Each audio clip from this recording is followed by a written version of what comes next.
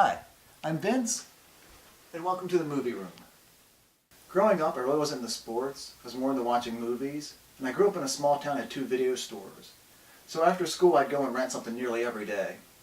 After a while, they would start selling off their former rentals, and that's when I started collecting in 1991. I want to talk about some terminology that VHS collectors use.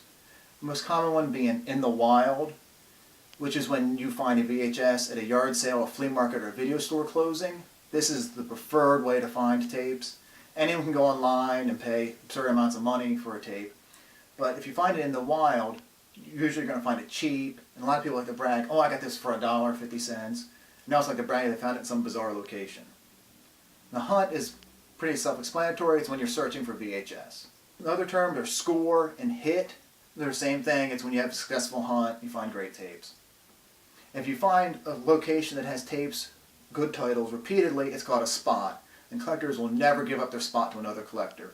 They're going to keep it secret because if you tell people where the spot is, they're going to get all the good tapes too. Aloha, and welcome to beautiful and scenic Essex, Maryland. And these are the places you have to come to find any good VHS. I'm going to go around the corner and see what... Let me get a hold of them nuts.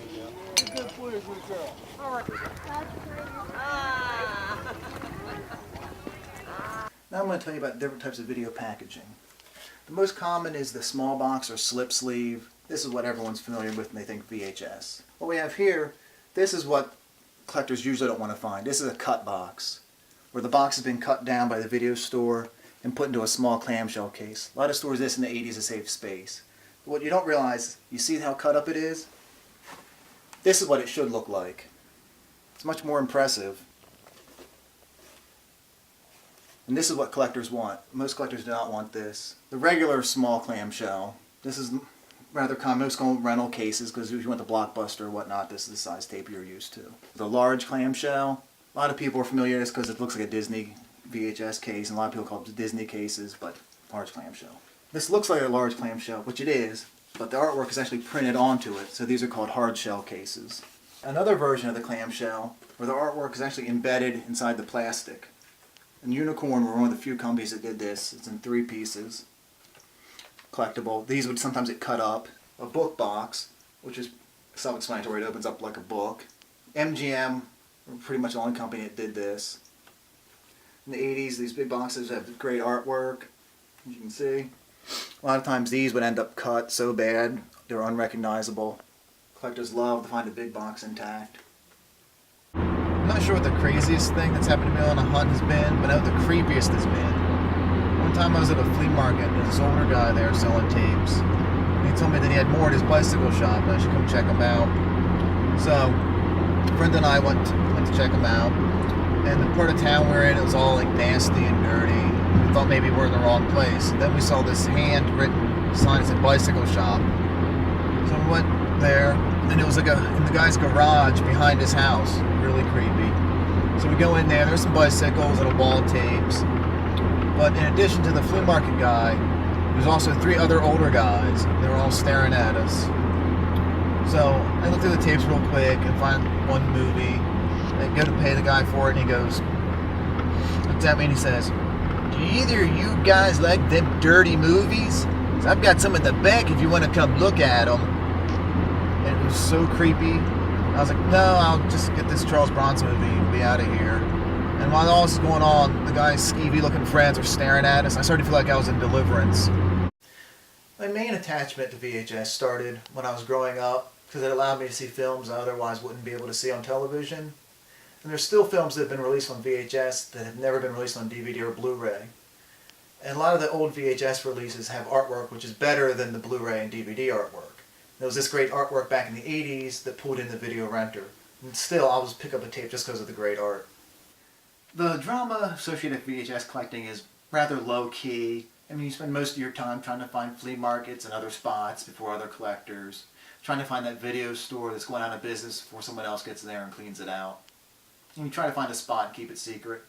A lot of people collect old cartoons. It's funny about this one. It says America's #1 babysitter.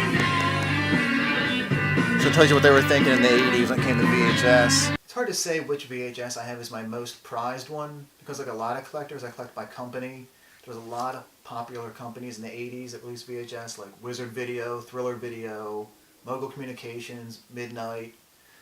And one tape I am proud of is my Unicorn video release of The Witch's Mountain. It's a 1970s Spanish horror film. Now this one's been cut and moved from its embedded clamshell and put into a regular large clam.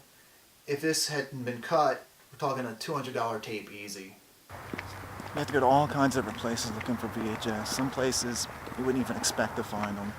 But here we are in a residential neighborhood.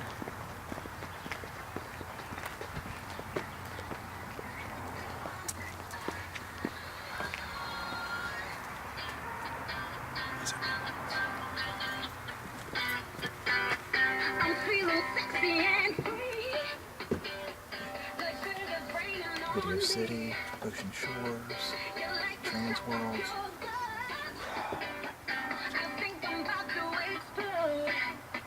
So much awesome right here. A lot of people think that VHS is worthless and that people who collect it just haven't kept up with the times. While it's true that a lot of VHS is worthless, there are hidden gems out there that are worth money. Recently on eBay, Demon Queen sold for $749. And that's the kind of thing collectors are looking for, the hidden gem out there that's worth something. Now another notion people have about VHS collectors is that they're losers living in their parents' basements. This isn't true. I know some collectors who are graphic designers and have their own businesses. Famous VHS collectors include Quentin Tarantino and Rob Zombie. It's like sensory overload. I can't even think right now that I'm just seeing so much awesome stuff in here. We got Ocean Shores, Video Gems, Harmony Vision, lots of Trans World, more Harmony Vision. Holy Midnight Video, Man of Two Heads. Collectible like a mofo. I don't have many acquaintances who collect. Mostly I have competition in the area. I know of collectors in Pennsylvania, Maryland, and New Jersey. And sometimes I cross over into their areas I'm collecting. It's always a great thrill for me to find a hidden gem in the wild in their territory. I can't even put into words what I just saw in there. I don't even have enough money to buy the stuff that's in there. Just awesome, awesome. I've never seen anything like that in a long time. I'm going home empty-handed. Aside from collecting VHS, I've also done 2 films, both of which have played film festivals. One of them is a documentary about a British post-punk musician, and this was funded by selling off a large portion of my VHS collection. And I've also done work for film and television as an extra. So, I went to ATM, got some money out, went back into those tapes we were looking at.